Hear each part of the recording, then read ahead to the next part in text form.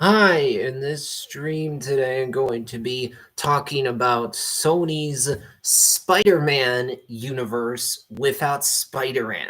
Why this is easily one of the strangest and most cynical shared universes ever. Also, how crazy it is that Sony actually decided to publicly say that they are cutting off this shared universe. They're not continuing with it. I literally publicly saying we're not doing more of these Spider-Man villain spin-off films. They basically went on stage and told the whole world we absolutely failed and thus we embarrassed ourselves in front of everyone. It is so true. Sony has literally become the laughing stock of the internet because of the decisions they made. It's just crazy. I have done streams before, though not in a good amount of time. It's crazy if you think about Madam Web and the Venom movies and Craven and Morbius. So especially if you think about Madam Web and Morbius, the fact that Sony decided to market those films in a deceptive manner to indicate that they were going to be something other than what they actually are. You look at the marketing for Madam Web, it's like, Sony, you tried to trick us into thinking this movie was going to be about Spider Women when it's not about Spider People. It's something that there's absolutely no demand for. It's actually the prequel to the origin story. It's a story about how the Spider People's boss got into the chair. It's about the Spider People's boss trying to protect these free girls that eventually are going to become Spider People. You see them in their costumes for literally 3 seconds in the movie. Nobody wants that at all. You look at Morbius, Sony tried to trick us into thinking that this movie was going to connect all the Spider-Man movies and these villain spin-offs together. They chose to put Michael Keaton in the trailers and also put images of Spider-Man wall art with murderer right above that in the trailers, along with images of Oscorp. None of that stuff was in the movie. Adrian Toomes literally only shows up for the post-credits scene of Morbius. Everybody, after seeing the Morbius post-credits scene, was thinking the exact same thing. Sony, what are you doing? This makes no sense. What are you even trying to set up here? How are you this bad at what you're trying to do here? You look at Madam Web, there's literally part of the movie where these free girls have just been nearly killed. And what do they choose to do? They choose to start dancing on top of tables and flirting with teenage boys. That's not how real people act when they've just been nearly killed. There's information you learn in the first 5 minutes of Madam Web, and then later on in the movie, there's this whole side quest so that characters in the movie can get this information that we as the audience already have. That's such a bafflingly bad way to structure a movie. And Madam Web has easily some of the absolute worst product placement you've ever seen in your life. Honestly, almost every single movie ever made is product placement. Product placement, when done well, doesn't stand out. It's just something that's there. But in the case of Madam Web, it's so blatantly obvious. You notice it. Like the fact that our big villain is defeated by a giant neon Pepsi sign. Sony, what are you doing? That is so bad.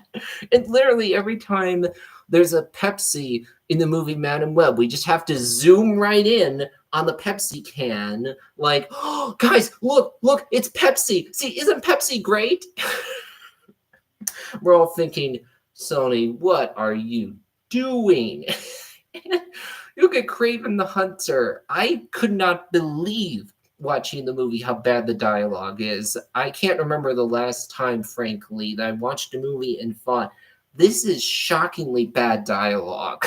The fact that the lines, my grandmother died, I haven't seen her since, I didn't kill anyone, I'm a lawyer, actually made it into the movie is astonishing. The fact that nobody on set said, oh, no, no, no, we got to change these lines, they are shockingly bad. The fact that no one read the script, went, oh, no, no, no, we got to change these lines. This is not how real human beings talk. It's astonishing. And Sony, how is it you put two Oscar-winning actors, actresses in Kraven the Hunter, and you got bad performances out of them? You put Oscar-winning dramatic actor Russell Crowe in Kraven is a movie talking about you need to be strong like me, not weak like your mother. You need to be strong like me. I'm a predator. I hunt prey. That is just astonishing. And also, Kraven has shockingly bad structure to it, where it literally feels like we're back in the days of Ben Affleck Daredevil, where you do a 20-minute to 30-minute long flashback to show our main character's past. Man, if your universe's best films are Venom 1, 2, and 3, then you're doing a bad job with your shared universe. Because if the best that you can do is put out just dumb but fun comic book B movies, schlock value fun movies where you have a charming bromance between Eddie Brock and Symbiote, that's a really bad sign. And man, watching Venom: Last Dance in theaters, to me, I was like, okay, I mean, there's some entertainment value here to be sure. There's some fun to be had with this movie. Again, that bromance is charming when you get into the third act. You get the action that you want, but why is it that we didn't get that before the third act? Why is it Sony decided for some reason to have the symbiote palooza be in the third act only of Venom: Last Dance rather than having that be throughout the entire movie, which obviously would have made things much better? Why is it we're spending our time seeing Eddie Brock and Venom go on a trip with some hippies, and we see what each of them thinks about the sing-along? We also see them on the outside of a plane. Why is it we're doing these silly little road trip shenanigans rather than the stuff that you actually want from a Venom movie, like the action, multiple symbiotes? You do a dance number with Miss Chen in Vegas, ride along with hippies, rather than delivering the unique value that the Venom franchise can offer.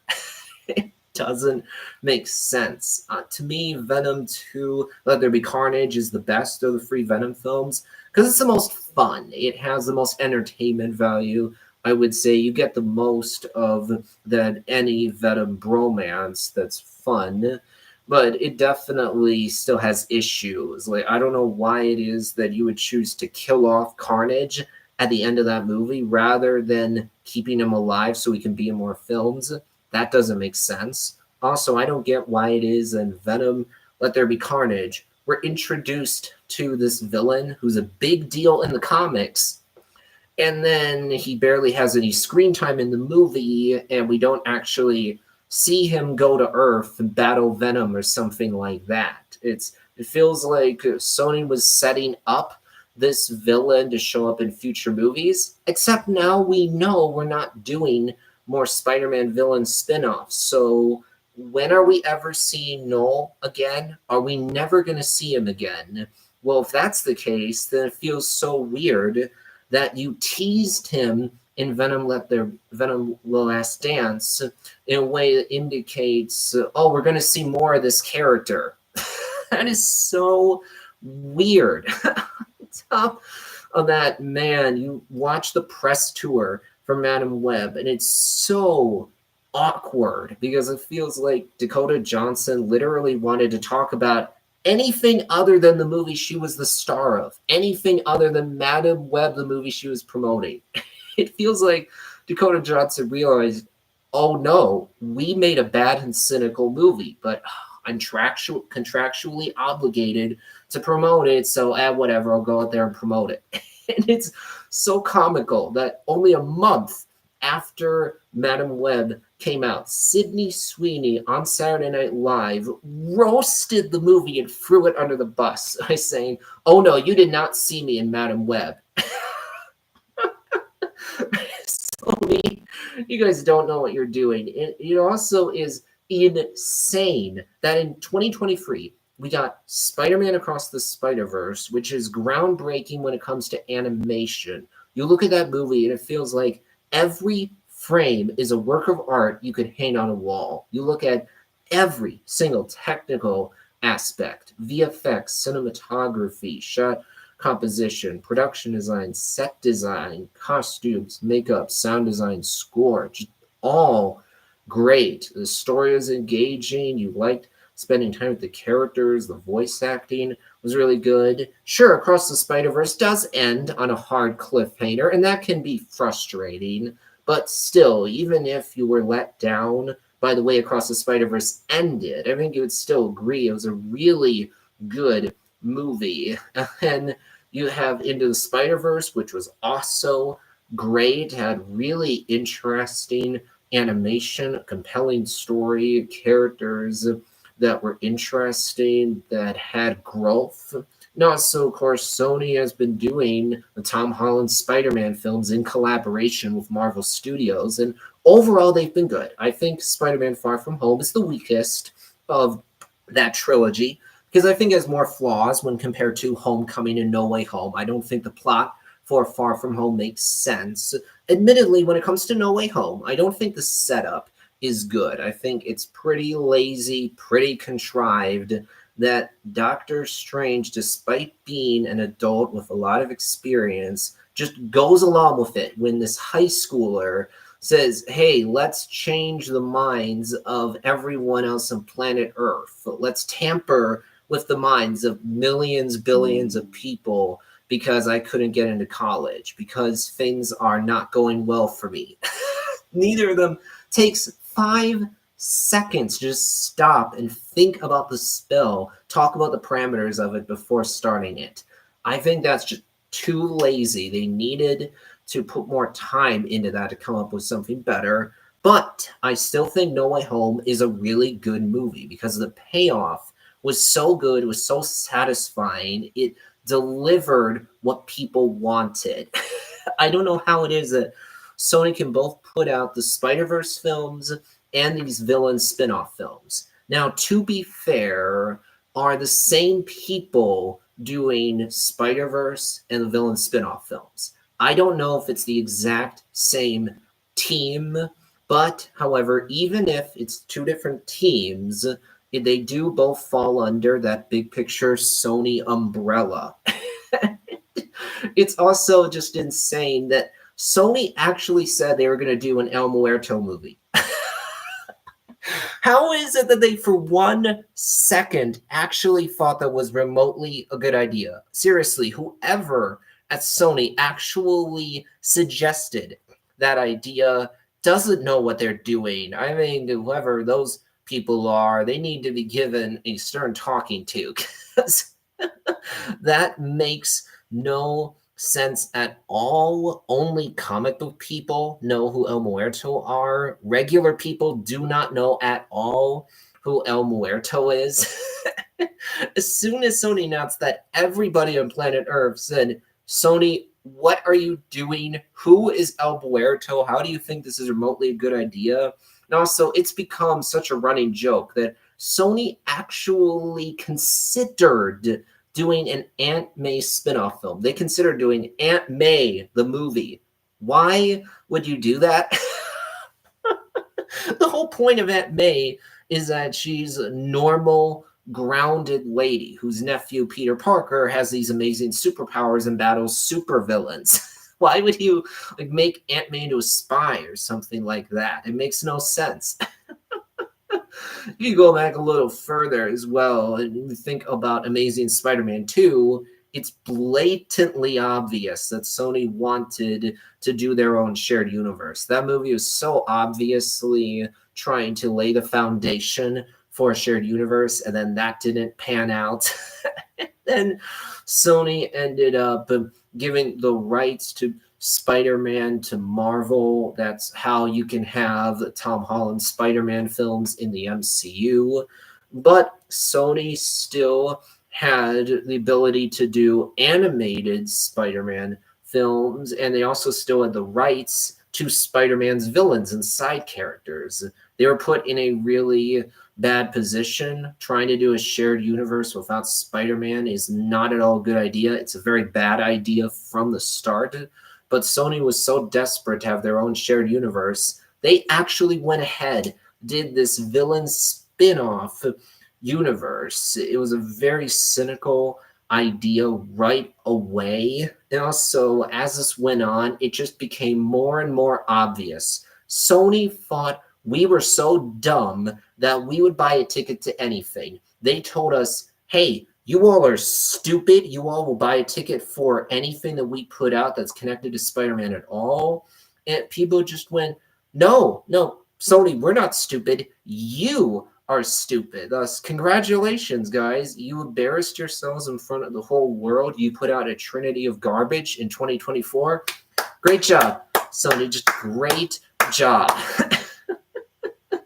It's just hilarious that Sony has become a punching bag of the internet. It's so easy to make fun of them, to roast them because of what they did.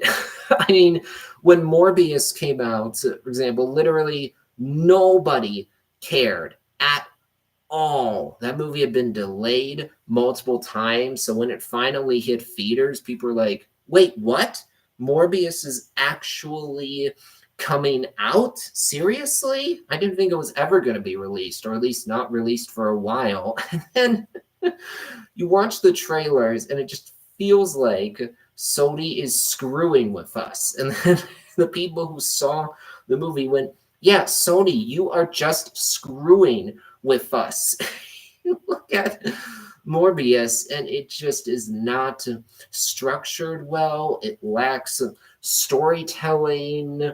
I mean, yeah, you could say that it's reminiscent of an older era of comic book movies, and if you have fond memories of that era, sure, there can be nostalgia there that can provide a bit of enjoyment. But man, Morbius just a bad movie. And then after it came out the first time, everybody was just making fun of the movie constantly. I mean, so much fun with the memes. And thus, for some reason, Sony actually looked at all the memes and went, you know what? Memes sell tickets. So let's re-release Morbius in theaters and we will make a bunch of money. And that's not what happened. Instead, Sony re-released Morbius in theaters, and then it blew up in their face as Morbius bombed a second time. Thus, everyone now sees, Sony, congrats, you actually got trolled by the internet. And you look at the box office numbers for Kraven the Hunter. It's not just that Kraven the Hunter underperformed. No. This is a disaster. Kraven only opened to $11 million. Think about that for a second. Kraven bombed worse than the Marvels, than The Flash, than Joker Folly Adieu. In fact, if you want to find a comic book movie that did worse than Kraven the Hunter, you have to go back to like New Mutants, for example. Remember, that movie came out summer or fall 2020 when COVID was a huge deal. So there were cities where theaters were not open at all, or you had to wear a bunch of masks, or you had to follow all these rules in order to get into a theater at all. Plus, everybody knew that Disney had purchased Fox, and thus these X-Men movies were not going to be continuing, so nobody cared at all. And thus, New Mutants opened horribly to only $7 million. Think about that for a second. New Mutants did just a little bit worse than Kraven the Hunter. Also, if you go back even further, Punisher Warzone opened horribly. That movie came out in the early 2000s. Keep in mind, there weren't that many comic book movies out back then. This is before the MCU started, and thus before the genre became as big as it is now, or as big as it used to be. After Endgame, things haven't been quite as good for comic book movies in general. But back in 2004, the genre was definitely in a different place. If you go back 40 years, Howard the Duck opened horribly. That's literally before Batman 89, before Blade, X-Men, and Spider-Man. So, wow, it is crazy that Craven opened as bad as it did. And to me, it's also pretty funny that Aaron Taylor Johnson was in Craven. Before this, he was in Avengers Age of Ultron as Pietro Maximoff. Well, Pietro died in Age of Ultron, and then Aaron Taylor Johnson is in this new comic book movie, Craven. It's not going to get a sequel at this point. Sony is pulling the plug on this whole universe. So it's like, wow, 2 different times Aaron Taylor Johnson was in a comic book movie and it went nowhere. Wow, that's funny. And also, it's pretty hilarious to me that one of the Venom movies is actually directed by Andy Serkis. He's an incredibly talented actor. Just think for a second about his performance as Caesar in the new Planet of the Apes trilogy.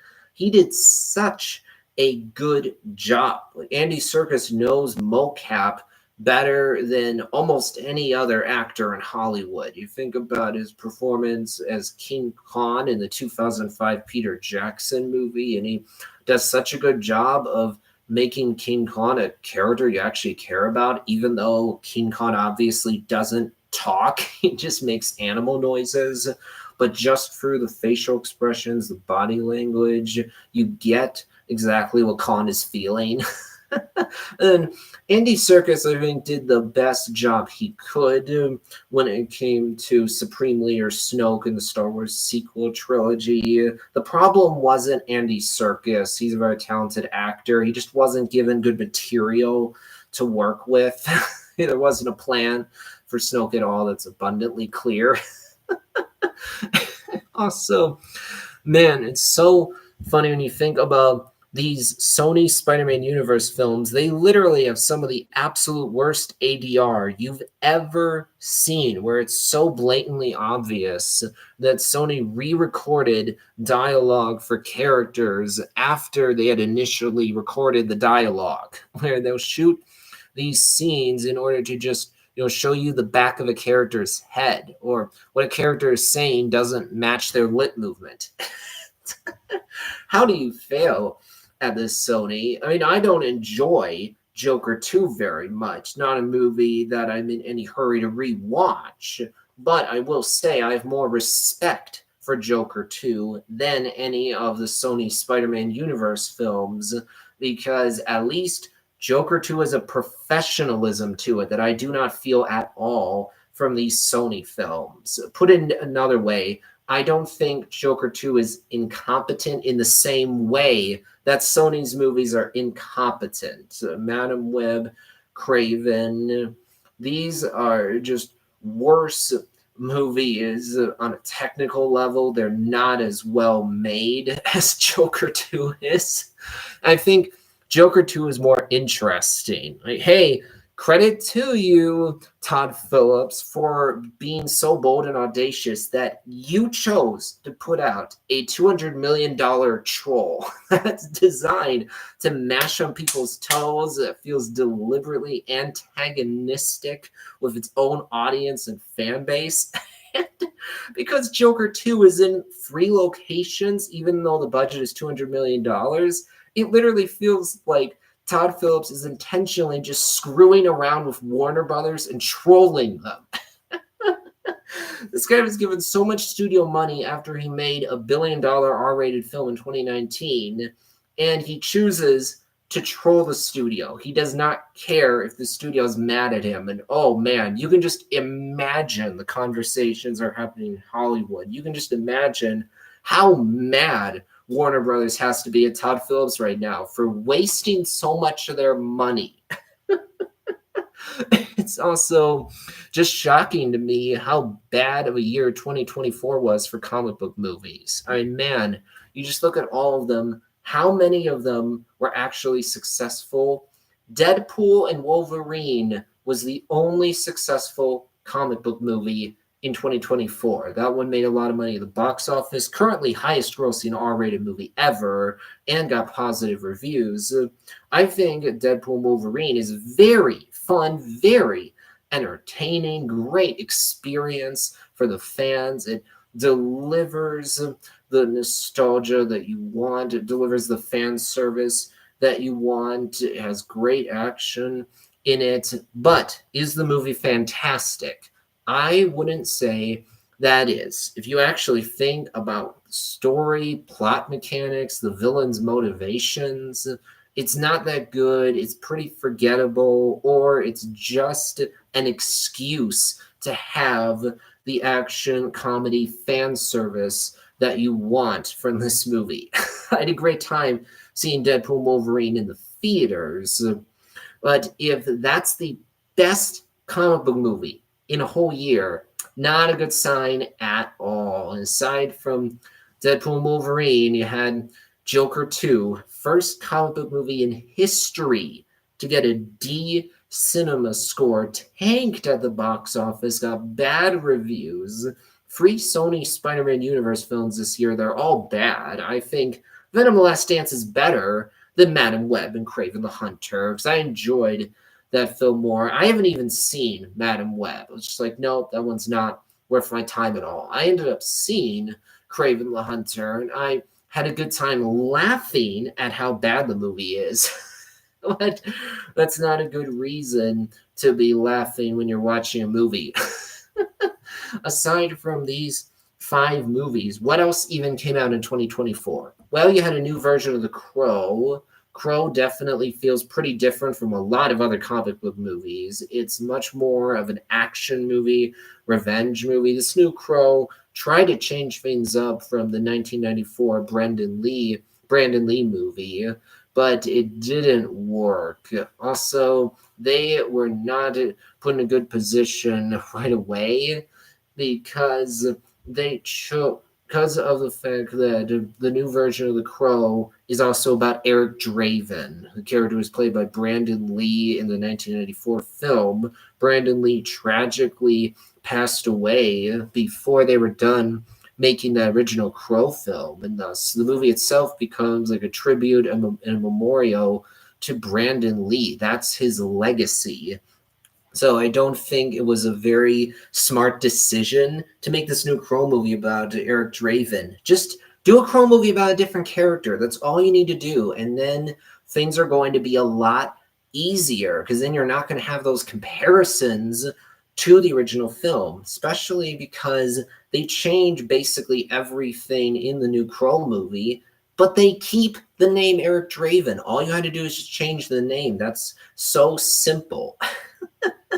And this year, you also had Hellboy Crooked Man, but unfortunately, that's a low budget, straight to VOD Hellboy movie, and thus it didn't really make much of a splash. Not a lot of people are talking about it. Not that many people have seen it. And then you technically also have My Hero Academia, You're Next, but that's something different. It's based on Japanese manga. So technically it's a comic book movie, but inherently it's anime. So it's a more niche project that doesn't appeal to as many people. So, ooh, yikes. I can't believe it's such a bad year, especially after 2023, which was quite a good year. I mean, you had Across the Spider-Verse, TMNT Mutant Mayhem, and Guardians Volume 3. Sure, you also had Ant-Man the Wasp, but there were quite a good amount of comic book movies that were hits last year, and this year only one.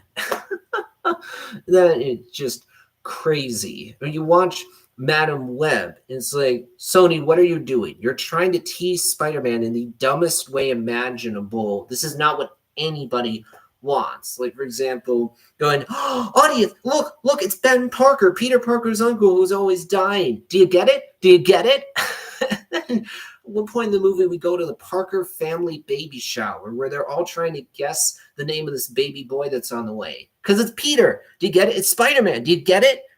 And everybody in the audience is just groaning, rolling their eyes, going, Sony, how dumb do you think we are? Obviously, we know it's Peter. We see exactly what you're doing here. This is stupid. You should have made this movie you should have made this movie about spider people, obviously, because that's what everybody wanted.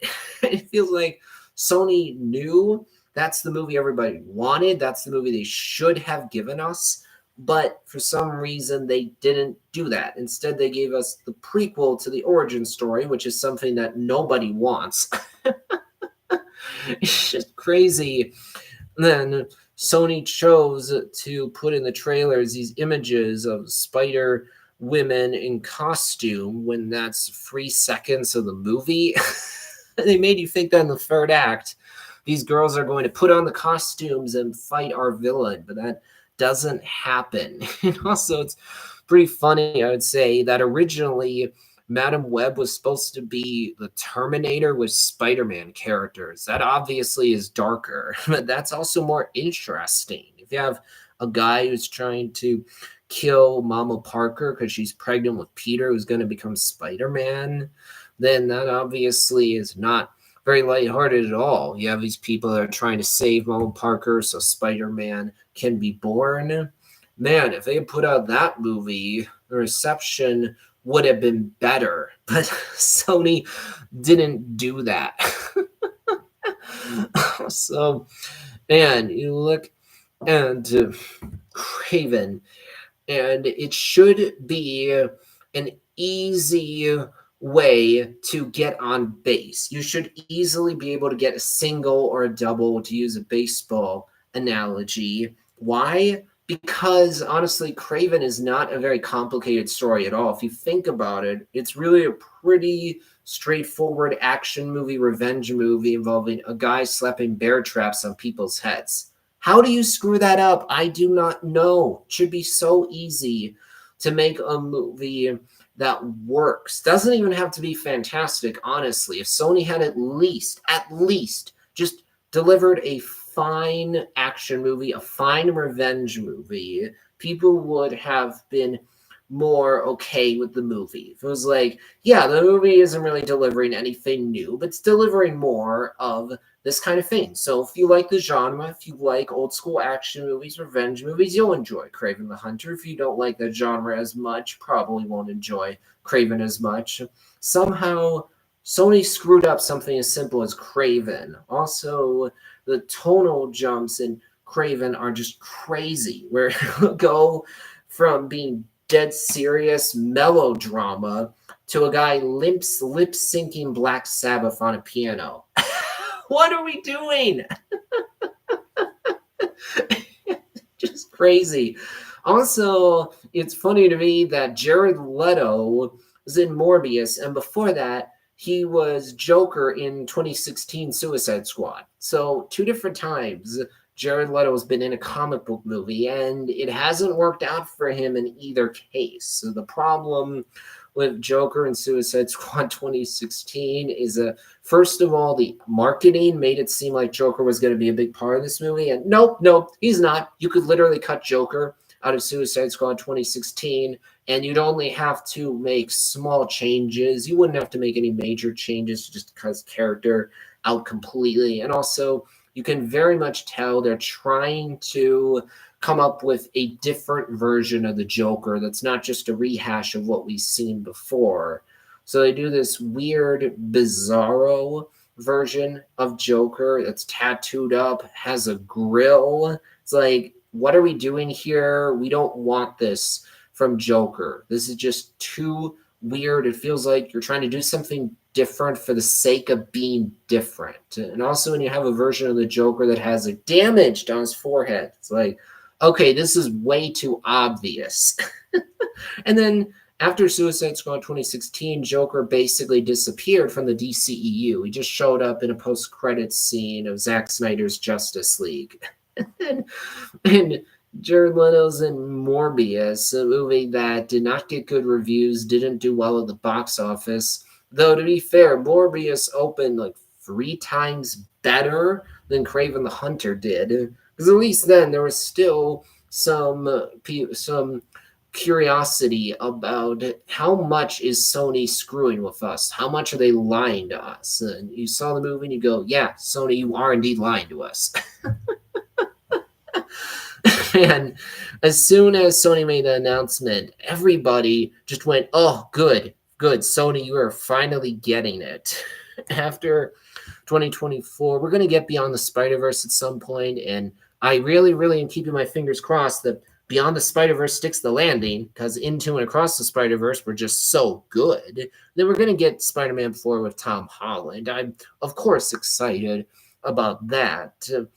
So hopefully Sony actually finally understands that there is demand for a Spider-Gwen movie. There is demand for a Spider-Man noir movie. If they did a movie where they combined Tom Holland's Spider-Man with the Spider-Verse characters, people would see that movie. They would give Sony their money. And yet Sony didn't see that. They tried to milk their IP in the dumbest way imaginable without seeing that there are obviously ways we can milk our IP that people would actually like. It's funny because if you think back to Andrew Garfield Spider-Man films, Amazing Spider-Man 1 and 2, they didn't get the best reviews, in particular Amazing Spider-Man 2. A lot of people agree it has a lot of problems. But when Andrew Garfield showed up again in No Way Home, everyone, including me, is so excited to see him again. You go, man, Andrew Garfield is a good actor. He wasn't the problem with the Amazing Spider-Man films. The problem was the writing. And hopefully other studios don't do what Sony did here. Everybody's going to remember this when they think about Sony from here on out. So, Sony, you got work to do in order to regain people's trust after what you pulled here. Everybody is going to actually remember that Sony did this horrible shared universe. Just so incredibly cynical, didn't deliver at all what people wanted. You think about Morbius, and on a basic level, the idea of doing a comic book movie that feels more like a horror film, it's about vampire, that could work, but Sony didn't do it well. You think about Madam Web, there's this idea in there of we're doing Final Destination as a comic book movie. That basic idea has merit to it, but obviously Madam Web, just a terrible movie. So weird that when you watch the movie, you're like, oh man, our leads have no chemistry with each other at all.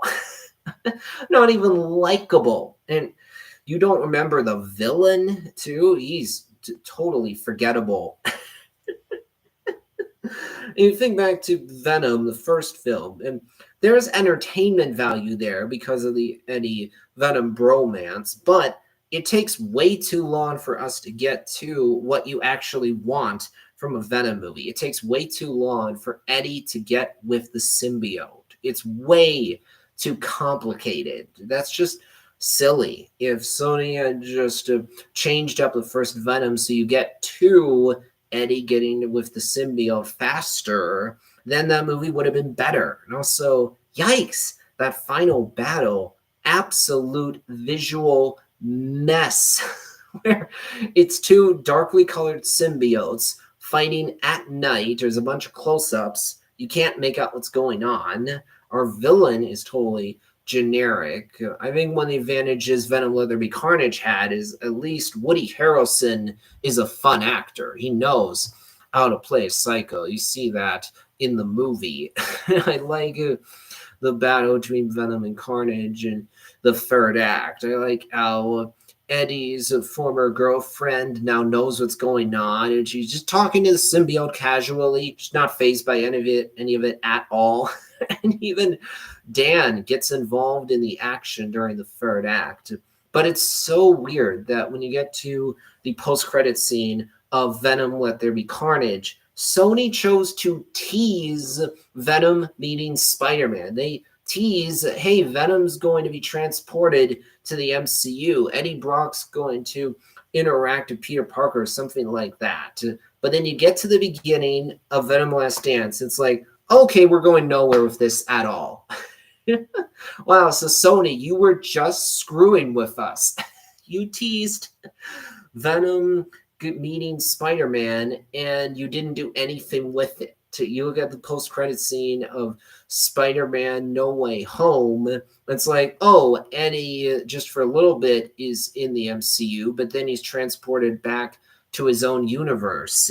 And then here's a funny thing. You literally zoom in on a little bit of the symbiote left in the Marvel Universe. That feels like a tease when you zoom in on the symbiote to show it, hey, a little bit of it is in the MCU now. Feels like we're teasing something further is going to happen there, and then that doesn't go anywhere.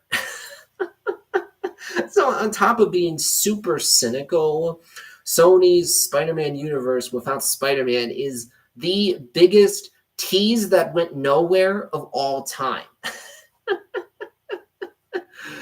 Oh, man, I'm just trying to wrap things up here. I do not know how it is that Sony failed this spectacularly while also putting out the Spider-Verse films. I don't know what these executives were thinking. They put out these movies, you watch them, and you go, there were too many cooks in the kitchen. These movies feel obviously reworked in the editing room. They feel like they're redubbed with ADR. Redubbed, reworked with ADR. It's just ridiculous. The lack of competence with these movies is just shocking to me. Oh, man, I don't know what the heck went wrong here. To be clear, I haven't seen Madam Web or Morbius. I've seen Kraven the Hunter along with the three Venom films, but not the two other Sony Spider-Man universe films.